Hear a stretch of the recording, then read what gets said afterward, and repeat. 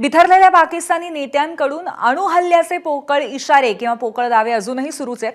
पाकिस्तानी पंतप्रधानांचे विशेष सल्लागार सनाउल्लाह राणा यांनी आता अणुहल्ल्याची धमकी दिली आहे। आमच्यावरती आक्रमण झालं तर मागे पुढे पाहणार नाही, अणुबॉम्ब टाकू असं सनाउल्लाह म्हणाले।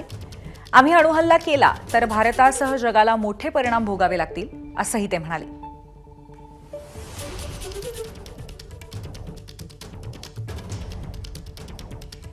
अण्वस्त्रांच्या धमक्या देणाऱ्या पाकिस्तानची अण्वस्त्र नेमकी कुठे तैनात आहेत तेही आपण पाहूया। भारतीय सीमेपासून 145 किलोमीटर दूर अर्को गॅसियन बेस इथे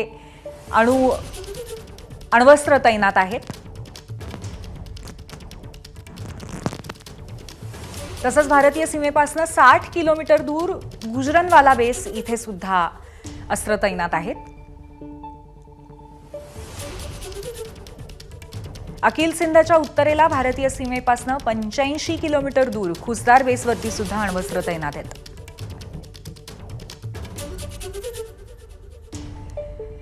आण्विक अस्त्रांमध्ये भारत आणि पाकिस्तान सज्ज आहेतच। अटारी वाघा सीमेपासून 200 किलोमीटर दूर सरगोधा बेसवरती सुद्धा अण्वस्त्र सज्ज आहे पाकिस्तान।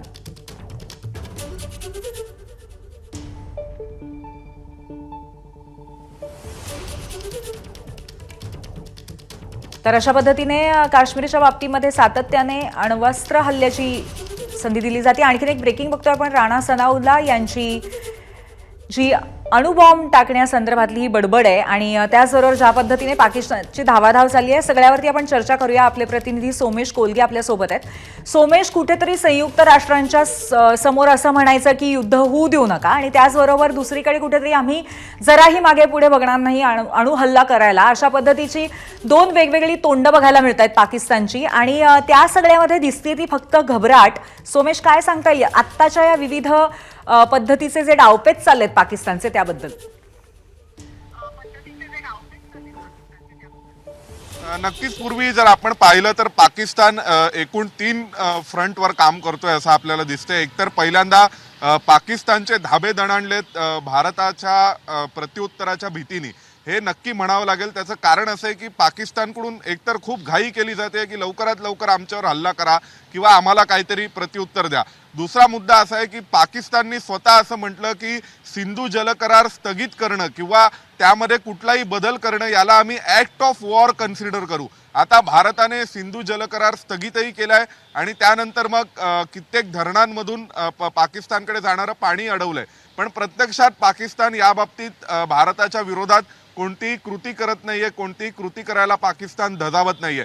दुसऱ्या बाजूला पाकिस्तान आंतरराष्ट्रीय व्यासपीठांवर हे सांगण्याचा प्रयत्न करतोय की पहलगाम हल्ल्यामध्ये आमचा हात नाहीये, पहलगाम हल्ल्याशी आमचा संबंध नाहीये आणि पहलगामचा जो हल्ला आहे त्या हल्ल्याची निष्पक्ष चौकशी केली जावी अशा स्वरूपाची मागणी पाकिस्तानने आपले मित्र तुर्कस्तान असेल किंवा चायनासारखे देश असतील यांना केली आणि त्यांच्या खांद्यावर बंदूक ठेवून पाकिस्तानने ही मागणी त्यांच्या तोंडून बोलूनही दाखवली आहे।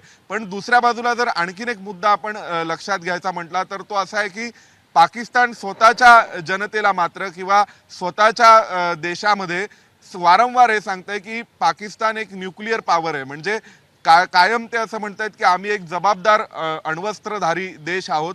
म्हणजे ते एक प्रकारे एक सांगण्याचा प्रयत्न करतायत की आमच्याकडे अणुबॉम्ब आहे, आमच्याकडे अण्वस्त्र आहेत। दुसऱ्या बाजूला ते हे देखील सांगतायत की सिंधू जलकरार स्थगित केला तर त्याला आम्ही ॲक्ट ऑफ वॉर कन्सिडर करू, परंतु सिंधू जलकरार अधिकृतपणे स्थगित करून आता 10 दिवसांपेक्षा जास्त वेळ निघून गेलाय, तरी सुद्धा पाकिस्तान कोणत्याही प्रकारे हिम्मत करू शकत नाहीये भारताच्या विरोधात कुठलंही उत्तर देण्याची। तिसऱ्या बाजूला पाकिस्तानला घाई लागली आहे वारंवार की भारताने काहीतरी हल्ला करावा, कारण आता सलग 11 दिवस झालेत, आज 11वा दिवस होता ज्यावेळी पाकिस्तानकडून शस्त्रसंधीचं उल्लंघन करण्यात आलं बॉर्डरवर, परंतु त्याला बॉर्डरवरच प्रत्युत्तर दिलं जाते। भारत कुठेही स्वतःहून पाकिस्तानच्या सीमेमध्ये घुसून हल्ला करत नाहीये। तर अशा वेळी पाकिस्तानला एक घाई लागली आहे की लवकरात लवकर भारताने हल्ला करावा, कारण जर युद्ध घोषित करण्यात आलं तर पाकिस्तानला युद्ध हवंय आणि त्यानिमित्ताने पाकिस्तानला आंतरराष्ट्रीय स्तरावर स्वतःकडे मदत मिळवता येईल आणि हे युद्ध कायमस्वरूपी चालू ठेवून सध्याच्या सरकारलाही तिथे असेच दिवस ढकलता येतील। पण दुसऱ्या बाजूला भारत मात्र युद्ध करण्याऐवजी केवळ युद्धाच्या छायेत युद्धजन्य परिस्थितीवरती पाकिस्तानला ठेवतोय, ज्याचा परिणाम म्हणून पाकिस्तानच्या व्यापारावर खूप मोठ्या प्रमाणावर नकारात्मक परिणाम झालाय. पाकिस्तानला पाण्याची टंचाई भविष्य काळात उद्भवू शकते. त्यासोबतच पाकिस्तानला इलेक्ट्रिसिटीची टंचाई उद्भवू शकते आणि त्या पुढचा मुद्दा म्हणजे खूप मोठ्या प्रमाणावर पाकिस्तानचं हवाई क्षेत्र बंद झालेलं आहे. त्यामुळे आधीच कोलमडलेल्या पाकिस्तानला अजून कोलमडून टाकण्याचे प्रयत्न किंवा रणनीती ही भारताच्या बाजूनी सुरू आहे. एबीपी माझा, उघडा डोळे बघा नीट.